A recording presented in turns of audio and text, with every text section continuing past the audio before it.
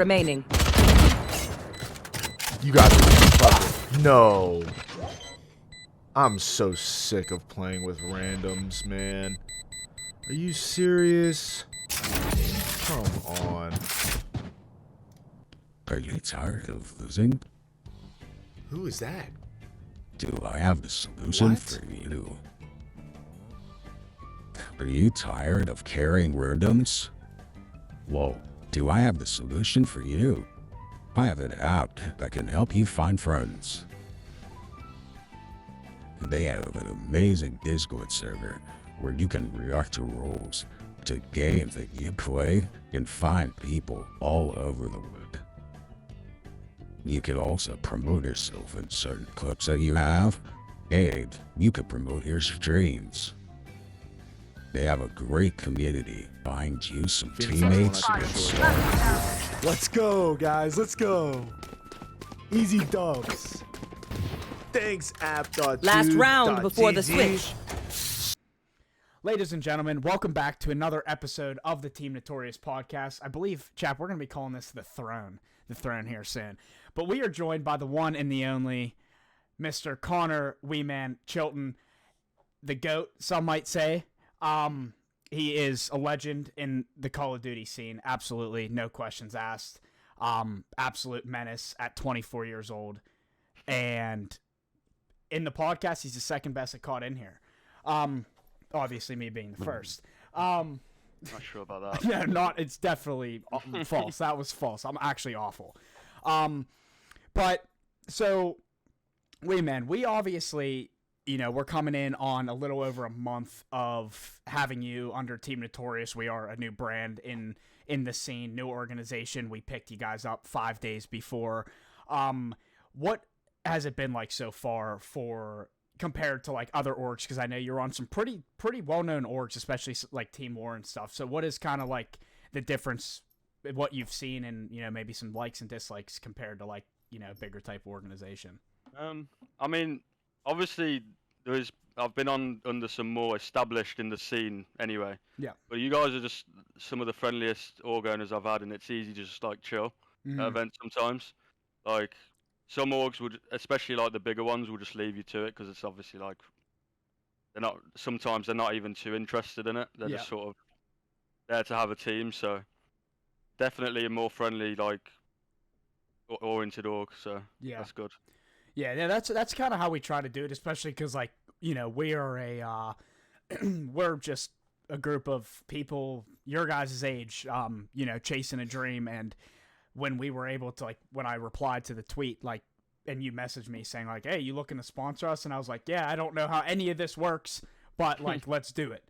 And after the first event, we were like, we really want to get this, especially because it's a lot different, especially probably even from our perspective, is like a lot of organizations, owners and stuff, obviously they don't really care as much.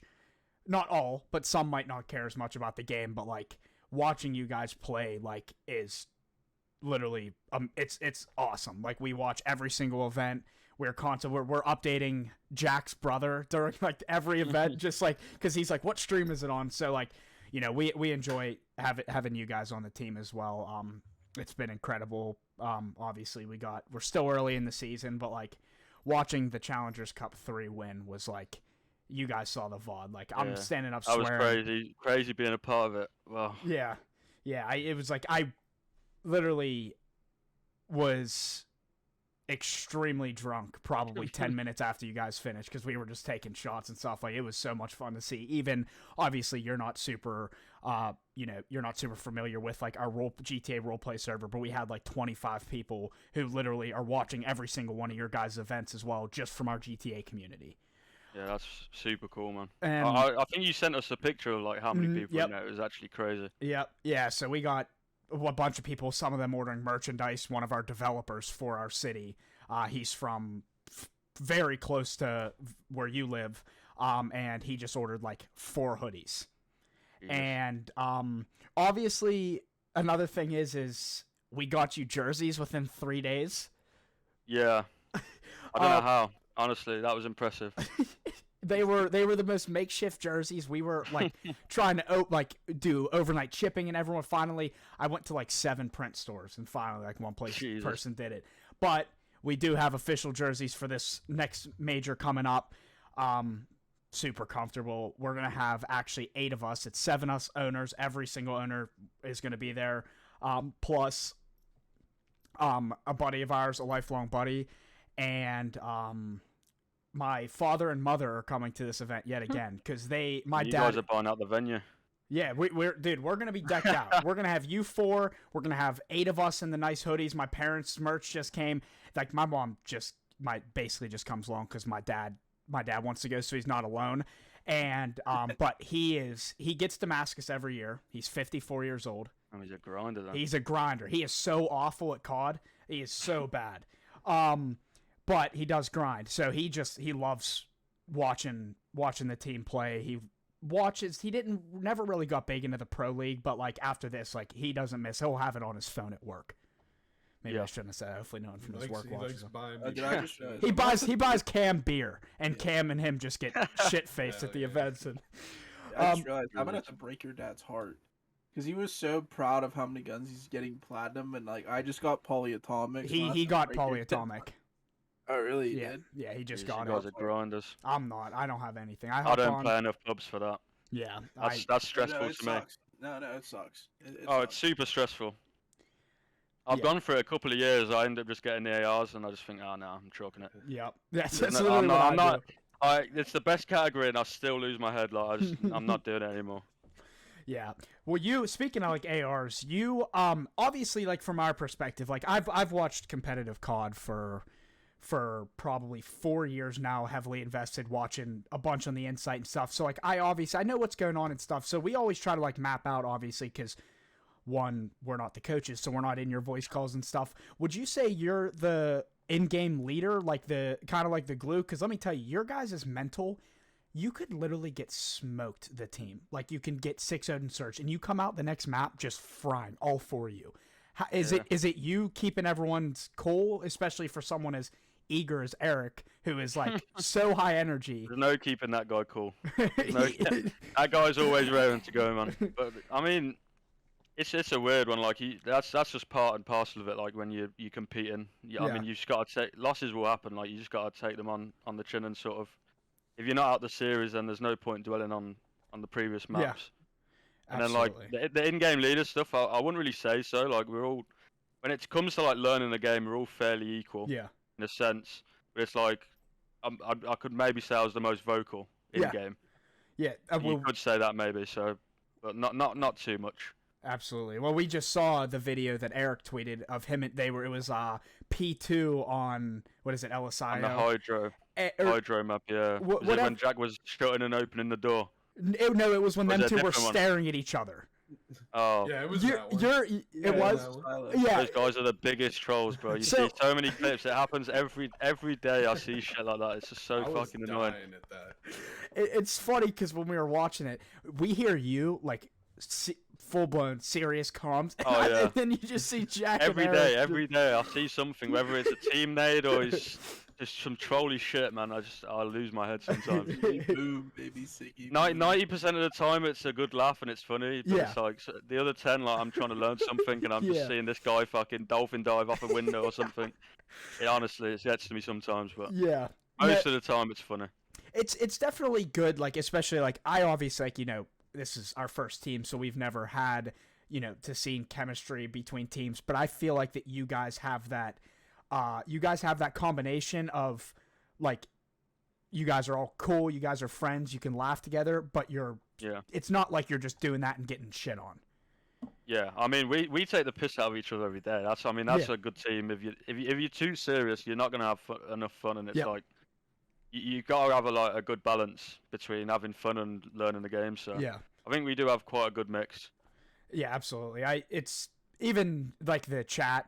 Obviously, like our Twitter group message that it's just you guys and then 7 of us on one Twitter. So I keep telling everyone like we gotta say who's saying it, but like it's a lot of fun, especially in that case, like when you guys get wins and stuff, like to take off like that professional level. You know what I mean? To not have to be like, oh, like congrats, gentlemen. Like, you guys all played great. Like, it's nice to be able to, like, you know, have a crew to, like, just be like, dude, you guys are fucking filthy. And, like, everyone's just joking around. And even after you won the Cup 3, when Metals, who has said nothing in the group message, he's on the team, he's just focused. He just says, I'm here, and I'm here to win. That was it.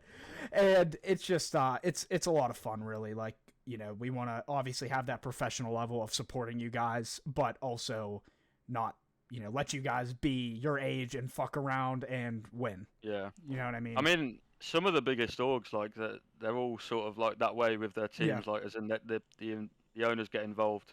Like, you just look at Optic for, like, is the biggest example of it, where sort of even like Hex, the owners doing content and all sorts of, like, getting involved. So I mean, it's the best way to do it. Absolutely, and that's how we're trying to be, really, especially because of our age. I mean, we're, you know, I'm gonna have you're fun. Just like any of us. Yep, I just much worse at COD. That's maybe better at other things. I haven't dabbled in the GTA roleplay. I'm not even good at that. Honestly, I went on there one time because I got lured onto it with someone I was playing with, and I went to the ATM to buy a gun, like get some money for a gun, and I instantly got robbed, and I just thought, fuck this. Literally, I got rolled up on at the ATM, and I just logged off. I was thought, this game isn't for me, man. I'm just not cut out for this. You know what's funny is we have two guys on who play on our city.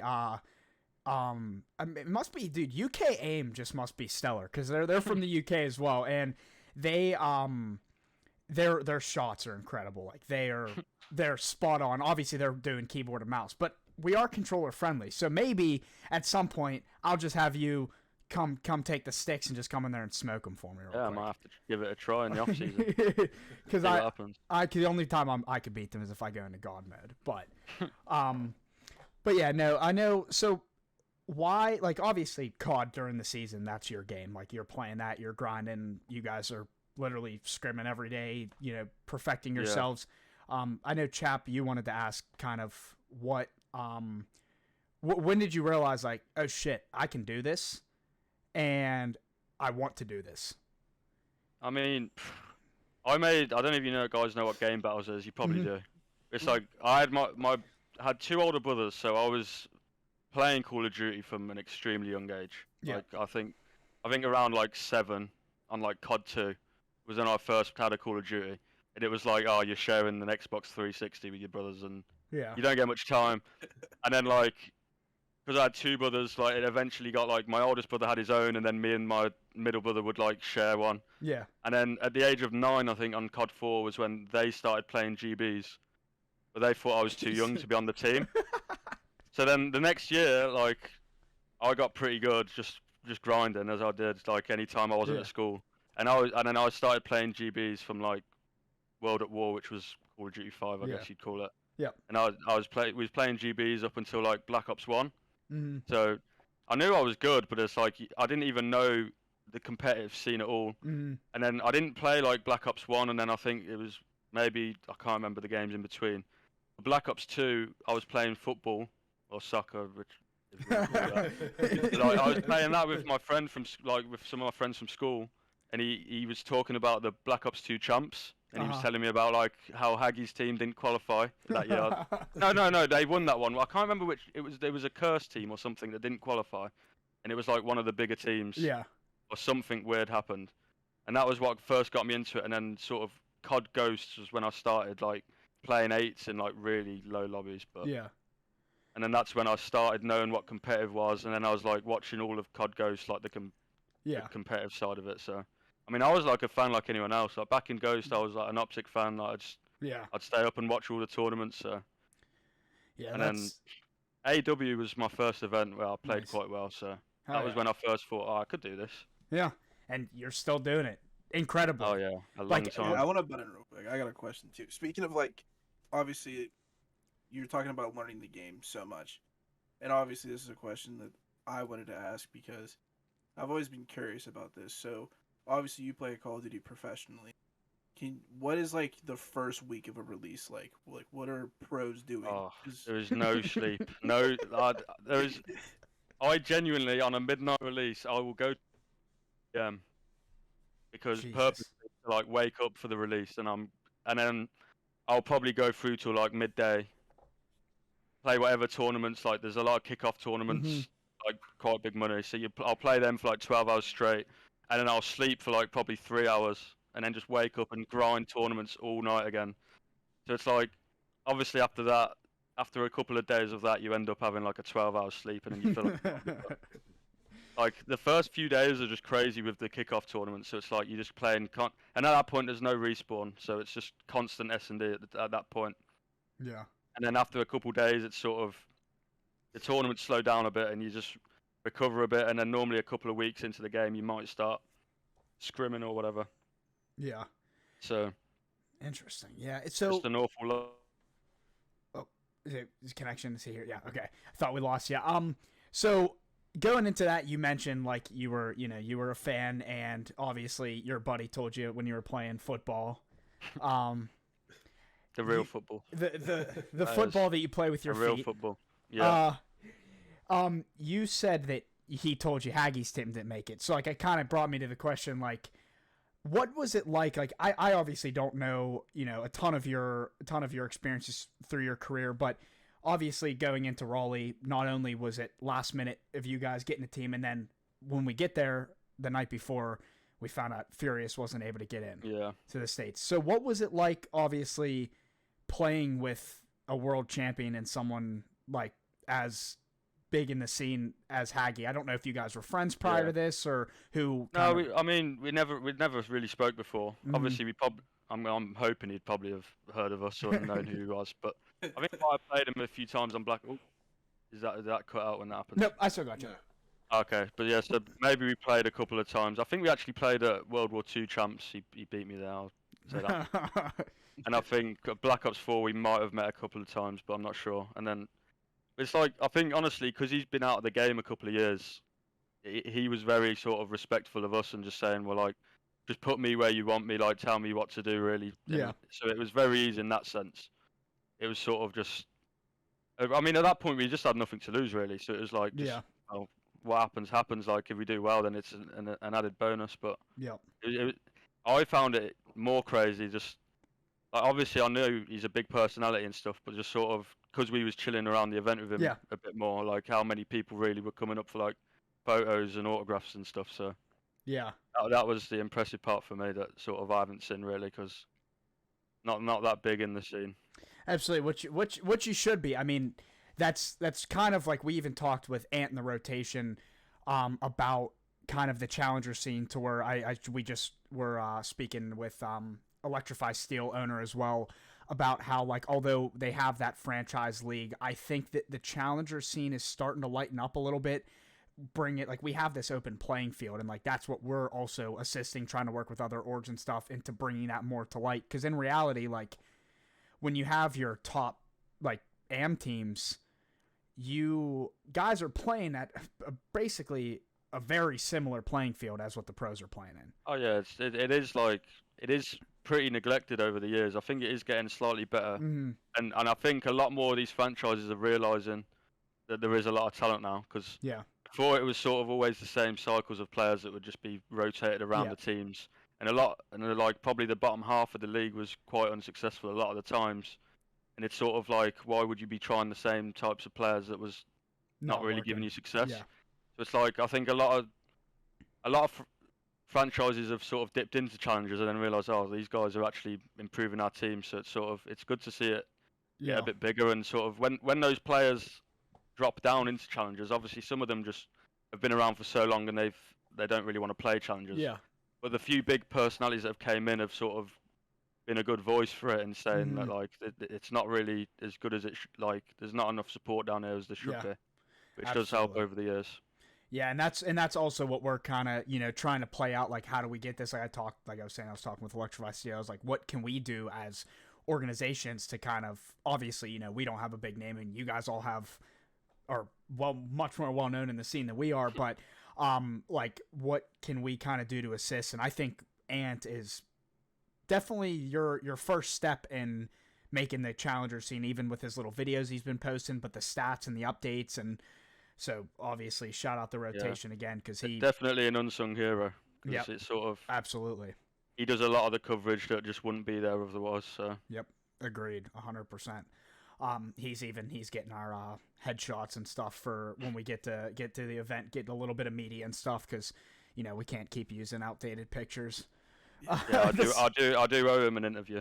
Yeah, he wanted to. I forgot at the event, and then I went for food, and then yeah, that was the last day. Yeah, we had to. That was also pretty crazy. I mean, we went from GTA roleplay owners, talking about like we wanted to get into the competitive scene to we were in the Call of Duty League press room being interviewed. So it was like a big change shock, especially because we were also coming in as like I followed the league. I was a big fan of Optic, but now like my sole focus is on you guys, Team Notorious, and the Challenger scene. Like I've watched more Challengers, even when you guys aren't playing, more Challengers this year than I have the pros. And so it's obviously been a big change for us, especially like it seems like Jack knows a lot of the pros, especially from the EU. Like it was when we were there, we were like, holy shit, like Jack's he was hanging out with Insight, like a bunch of like people that. Yeah, he teamed with a lot of. I mean, the cycles really. We did all team at some points. A lot of the EU pros. But he was Insight, and it's sort of Jack's just a big troll, and he's a funny guy to be around. He is hilarious. That was like. The first day I remember, like, obviously we were meeting you guys and, like, new people were working together. This is what we're doing. And, like, as we, we all started to kind of warm up to, this is what's going on. Like, Cam asked Jack, he goes, dude, you're like a killer with a sniper. And he looks Cam dead in the eyes, like, trolling but serious. He goes, I'm the GOAT. Like, yeah. And so that's why we always obviously do that. And it's also nice because of your guys' personalities. Like when we're making memes and stuff of you guys, like kind of just joke around. Really, like the memes, we're like sitting here cracking up, and we're like, well, they're either like super pissed and they're like, shut up to these guys, or they're laughing. And then we noticed. I was seeing some of those in between maps in the series. I was like, we'd finish a map, I'd load up Twitter on my computer, and I'd just see this picture of me with a bellhop thing, like in a hotel. That was just too funny, man. That was some comedy gold, honestly. Those were some good tweets. So yeah, that's what we're trying to do, because especially that it grows. I mean, the picture of you guys asking, can we graduate? Have we graduated yet?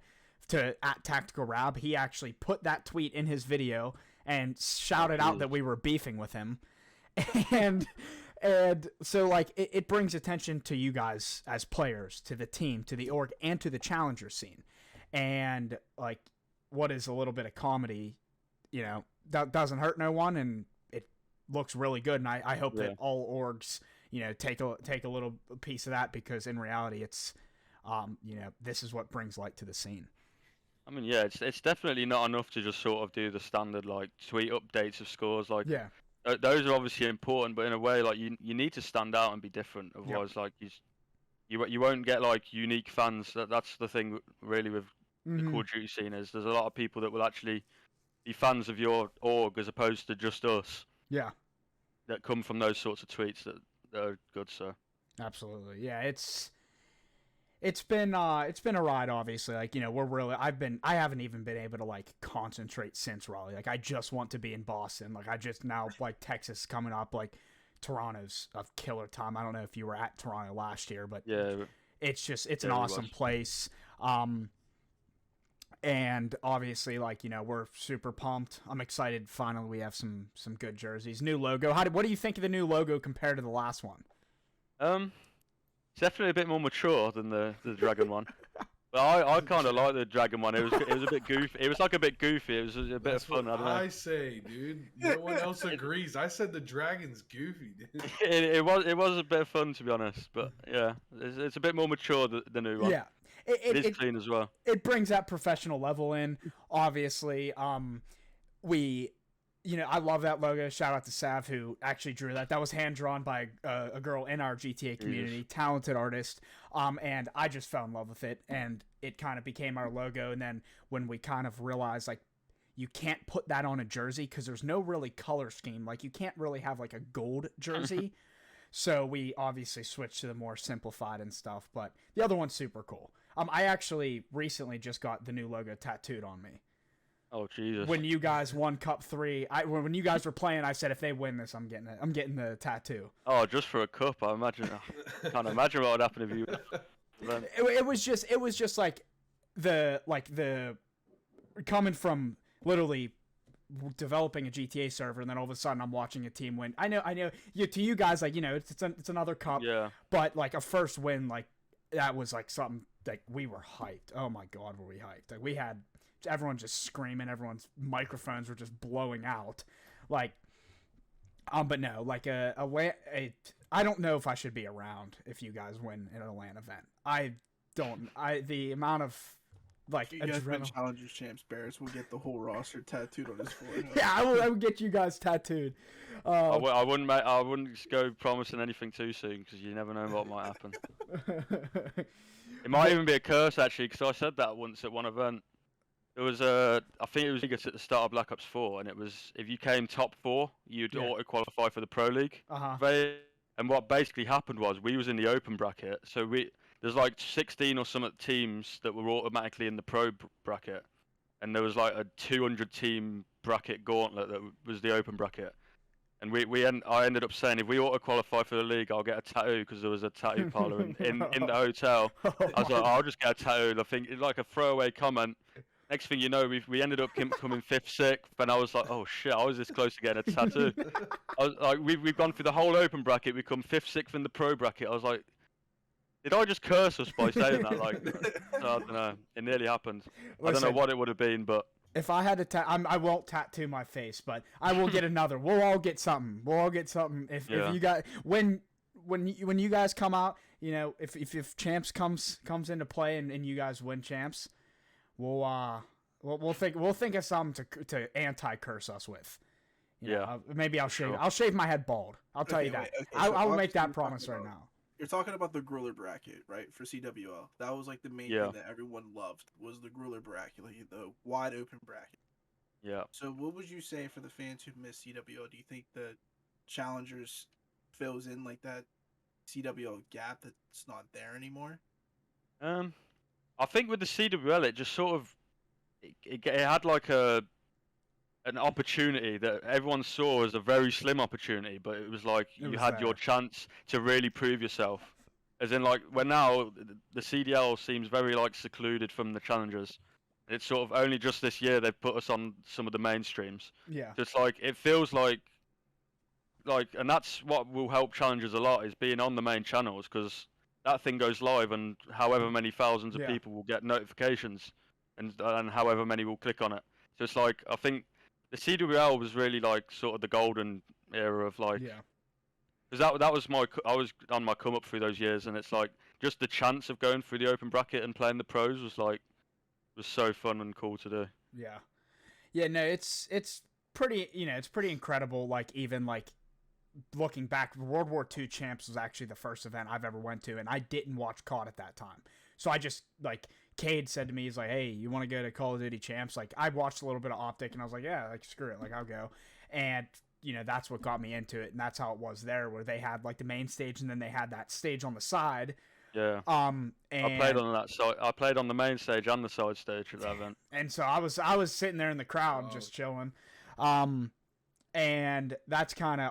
Actually, Optic didn't even make it out of pool play that year. Oh, I remember that. That was a dagger. I walked out the venue and I seen them all outside. I was like, bro, they look so sad. Because it's like being Optic, you just can't not make it out of pool. So I felt people didn't want to like approach them or say anything because it's like, what do you say at that point? It's like, that was so bad. Yeah, no, that was obviously I was going there only knowing Optic. Well, Formal was on Luminosity for that. It was what? Was that Crim? It was Optic, Crim, Methods, and Octane. Yeah, Methods and Octane. Okay. Because Karma retired for World War II, and then Formal went to Luminosity. Yeah. But yeah. So obviously coming into Boston, you guys are feeling good. What is it like for you guys? Obviously, you have Eric, who is your young buck, and do you and Jack kind of at lands have to like, you know, like keep the composure during LAN events? Like, kind of get them. I don't know.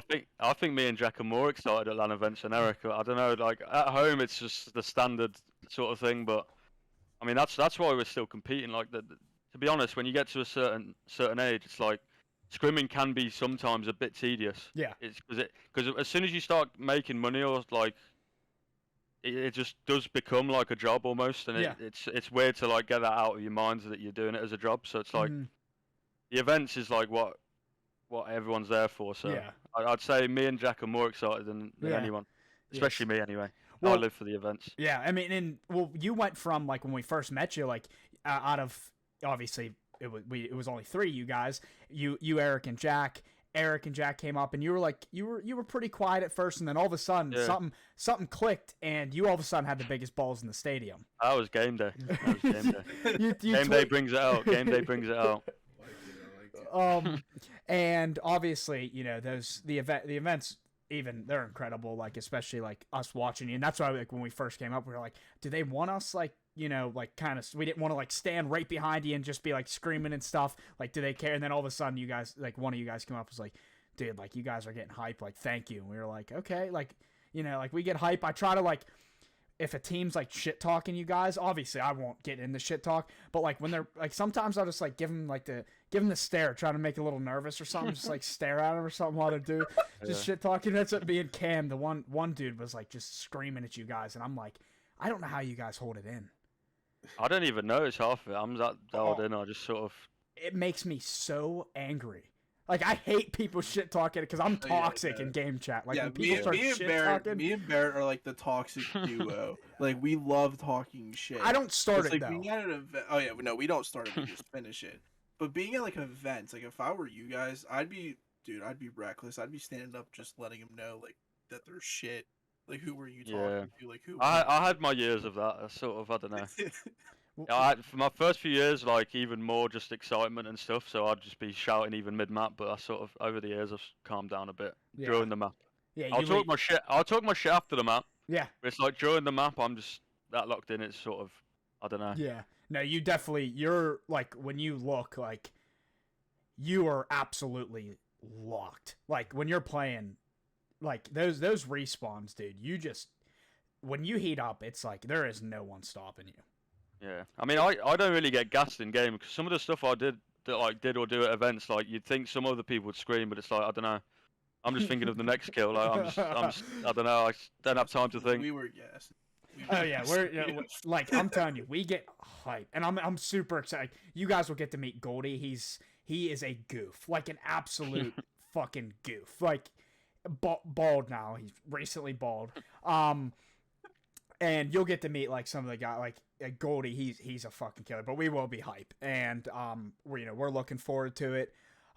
Looking forward to the cup this weekend. And Chap or Cam, any of you guys have anything else, or Chilt, you as well? No sort of questions in mind. I'm just excited to get back to the States, man. I can't. I mean, I got one more question. Like. You know how some pros say, like, oh, yeah, this person was, like, my COD father. Like, they inducted me into everything. Who was your, quote-unquote, like, COD father? Like, who was your... Oh, I definitely have one. You might not know him. He was called Quicker Than You. Quicker Than You. Cade probably He bought me in, so, like, he was on he was, like, the captain of the first good teams I was on. And we sort of... I was on that team at Vegas on Black Ops 4 with him and World War II champs. Like, I actually... borderline quit on World War II.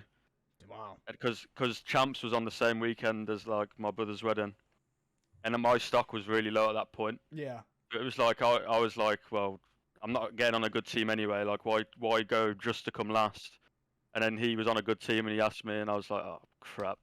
Because you don't really take breaks in Call of Duty and come back and be in a good spot. Yeah.